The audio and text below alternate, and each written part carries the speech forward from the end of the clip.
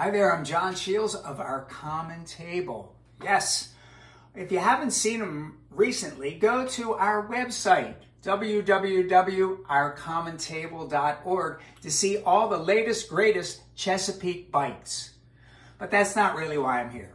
Why I'm here is it's almost my birthday, and we're doing great. We're trying to raise funds for all the things we do, and our culinary fund, putting young people into culinary programs right out of high school.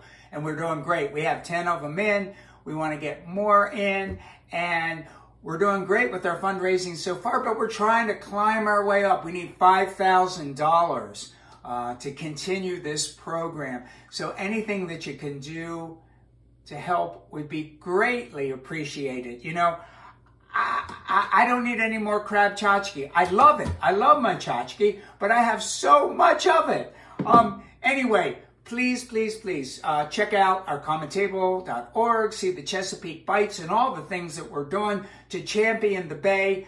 And all I need you to do if you want to make me have a really happy birthday is just go right here, click on it, and make a little donation to help with our scholarship fund. Thanks so much for everything you do. Take care.